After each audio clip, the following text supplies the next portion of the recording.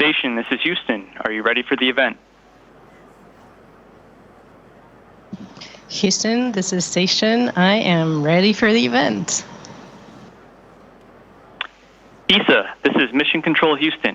Please call Station for a voice check. Station, this is Daniel Neuenschwander from ESA. How do you read?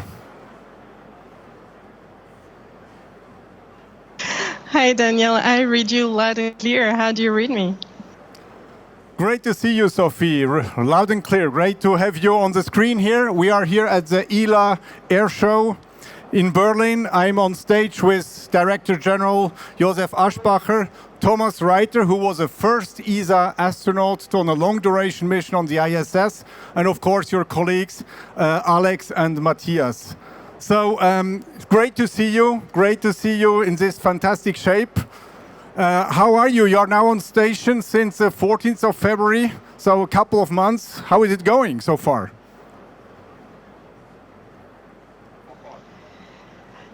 I'm very, very happy to hear that you all around on stage, and just hearing your names brings me a huge smile. I'm so happy to know that all the community of space engineers, space fans, journalists, and whoever wants to make this space adventure shine a little bit more in Europe is gathered today. So yeah, how's it been going? Great. It's been fantastic since day one and second zero actually of this whole adventure. Yeah, it's an amazing adventure that gathers a lot of energy from all of the ground teams, and for us on board, it's been a pretty busy past month. We've had a lot of science experiments. We've had a lot of maintenance to do. We've had a lot of activities to do, like all the cargo ups until the undocking, the upcoming updocking of SpaceX Dragon 34. So very busy up here. Wonderful. We see the good vibes and the energy comes through up to Berlin. Thanks a lot for that. And I will hand over to ESA DG Josef Aschbacher. Hello, Sophie. Very nice to see you, and I see you in good shape, upside down, and you don't exactly know which direction it turns, but really happy to see you. If you would see the atmosphere here at ILA, it's a lot of people watching you. It's a very nice space pavilion which we have here with many exhibits. Some of them are showing experiments that you're doing on the space station. So I would really like to ask you, tell us a little more about the experiments and the science you're doing up there.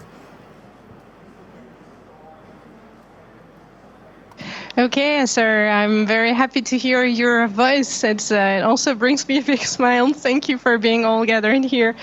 So the experiments that we do are in various fields. We do a lot of experiments for medical science, and especially the research for cancer, the research for understanding how the body ages. You know, I've been here for 3 months and a half, and within these 3 months and a half, it's as if my body aged already 5 years. So the good thing to know is that it's all reversible, so it will go back to normal when I'll be back on Earth. But it's a good way for scientists and researchers to understand how is the body aging, and how we can treat like immune system diseases, blood diseases, how we can treat other symptoms of aging, like loss of bone mass, loss of bone density, and muscle mass. And so we're doing a lot of these. We also have been doing a lot of material science experiments or fundamental physics. And here I have the metal 3D printer, which is a beautiful European experiment. And we wanted to test how we can create our own tools with a metal 3D printer. But you know, for 3D printers, we also are studying right now how to print like human cells and do the 3D printing of human cells in space. So it's a huge variety of experiments, a lot of very different fields, and it's fantastic to see this variety. Really fascinating, Sophie. Maybe since we're here in Germany at the ILA in Berlin, can you describe or mention some of the experiments which are conducted, which have a German origin, DLR, of course, being the German Space Agency, investing heavily also in preparing some of the experiments? Can you name some examples? Yeah, I could give a few examples. Indeed, it's great to be working with DLR and the German Space Agency. Actually, one of them is right here, granular sound. So, for example, granular sound studies how the vibrations and the sound waves go through granular material, and it's going to give us a better understanding of the structural rigidity and the components, the structural components of granular materials. It's going to be very useful for understanding how this behaves and translate into Earth on how soils collapse or everything, all of the materials that are granular and how they evolve through their life. And for future space exploration, it could lead us to use regolith from the moon, for example, to build better. So to start building with regolith and granular materials and having some structural rigidity into what we build. So that's very fascinating. Another example would be the easy motion, which is right there for me. I'm going to start this experiment very soon. It's to learn how myostimulation, so electrical stimulation of the muscle, can help build a better protocol to diminish the loss of muscle mass, and this is good for future exploration. It's going to be very helpful to have the optimized protocol for astronauts for very long duration missions, but also it's good on Earth too, because we want to make sure that we are optimizing the protocols for people, for example, who stay in hospital for a long time, so that we minimize the number of the mass of muscle loss, for example. Thank you, Sophie. As you heard before from Daniel, we have quite a number of astronauts here, having 891 days of accumulated presence in orbit of the colleagues here, and I'd like to hand over to one of them you're very familiar with, Alex Gerst. Thank you, Josef. I learned something new today. Hello, Sophie, my friend. It's great to see your smiling face. I know we talk a lot, but to me, that's a special day to see you float up there. Of course, you know, as well as Matthias and I and Thomas here, we'd love to be up there with you, but we can't. So one thing that I would like to ask you, I guess I should ask you about looking out the window and seeing Earth for the first time. But actually, what I even more interested is I saw you do an in-flight call with the fantastic Artemis 2 crew, and I to be honest, I got goosebumps when I saw that. And I'm really interested in how did that feel from the space station to be together in space with the crew that surrounded the moon.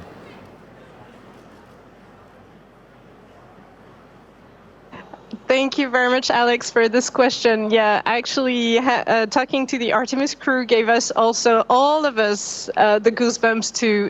It felt completely surreal. Just imagining that we were like a crew in space talking to another crew, having another journey in space. It's just like, it feels like humanity is connected to a very, guided by something bigger than everyone, every single person. It's really a big adventure for the whole of humanity, and connecting the human beings, the 4 people inside each crew. It feels completely surreal because, like, as a big picture, thousands and thousands of people are working on these missions and to make these missions a success. But now you just have 4 people connected together and talking from very far away, and it felt completely amazing. It brought us a lot of moon joy. It brought us a lot of deep emotions and feeling of connection with everyone, not only in space but also on the ground. Wow, thank you, Sophie, for sharing that. The goosebumps are back. I want to hand over the microphone to Matthias here. Me too. I think he also has a question.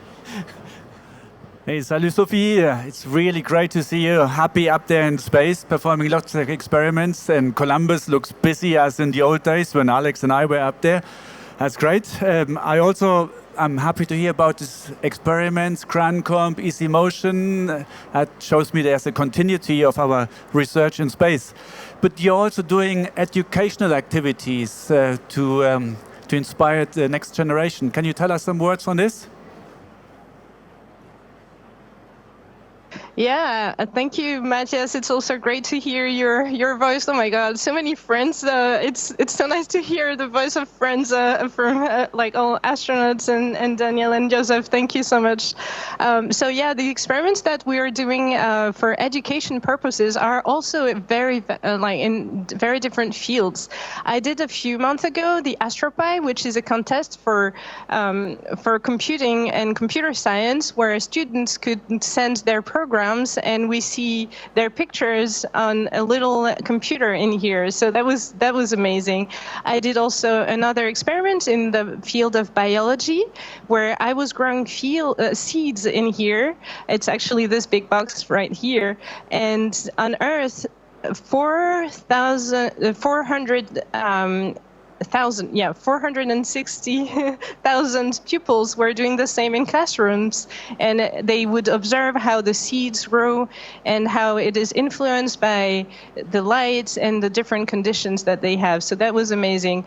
Another one that I could say, it's now in the field of literature, and we will have very soon the announcement of the winners. It was a contest for astro poems, and I will read the favorite one from the cupola. So as you see, we have some from the science field, from literature, art, and poetry, and as well from computer science. It's very varied, and it keeps inspiring the young generation, because they will be the one like bringing all of their knowledge and their energy for the future of spaceflight. Wonderful. Really, really outstanding, Sophie. Keep up the good work, and I will hand over to Thomas Reiter. Hello, Sophie. It's really a great honor and pleasure for me to talk to you. I mean, looking at you and imagining that it was 20 years ago that I was on station, you can imagine it raises quite some sentimental memories, and I only can congratulate you for the great work you are doing, representing Europe in this very valuable international cooperation. And I'm asked to convey also the thanks from our Minister Baer, to you. I think you have met her last year in the open day, and she's very fond of that, and she's following your mission as well. So you can be sure you're not only followed very much from Europe, but from France, but also from Germany. Not talking a little bit about these sentimental feelings that I get when I see you in the Columbus module. You already described this great sensation when you talk to the crew on the Artemis mission. But maybe you can say a few words. Are there any striking experiences or things that you expected to be different when you came to the station?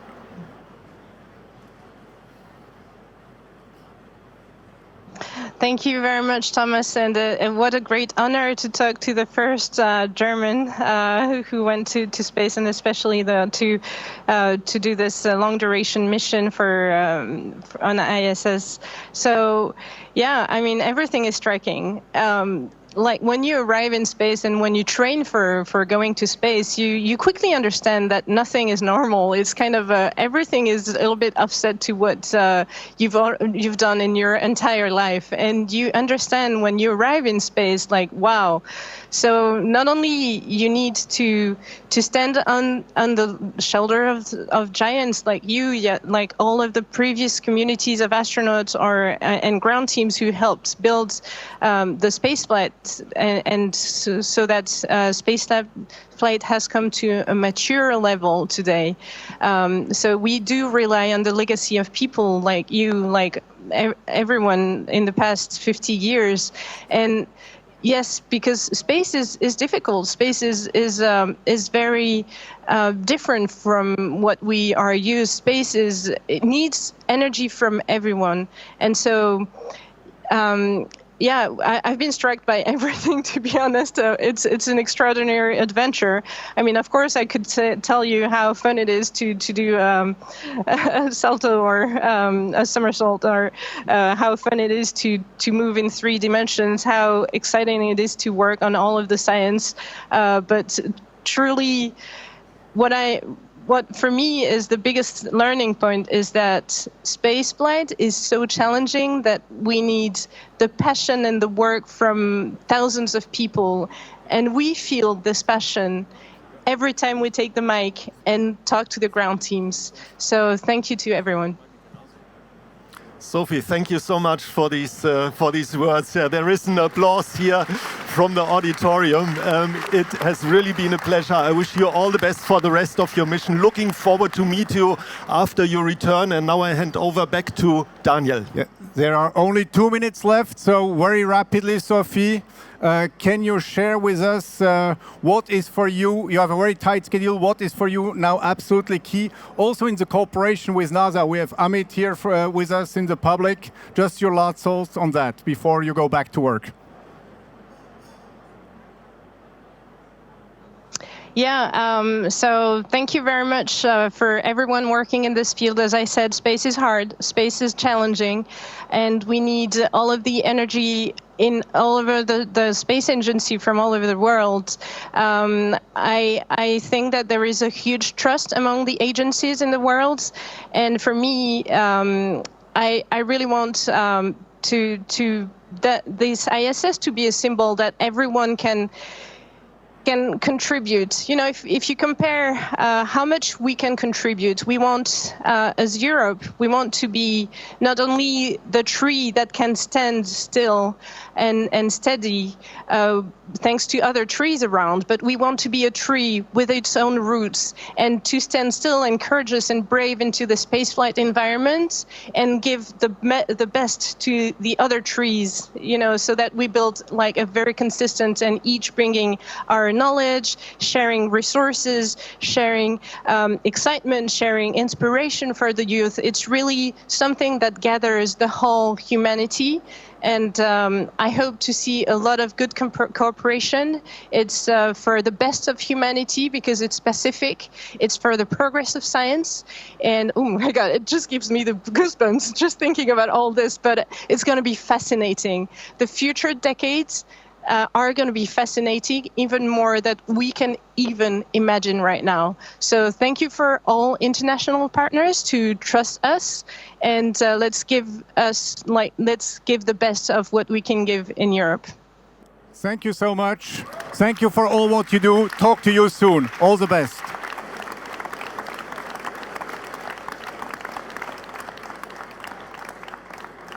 Station, this is Houston ACR. That concludes the event. Thank you. Thank you. Back to Houston. Thank you very much for being with us. This concludes.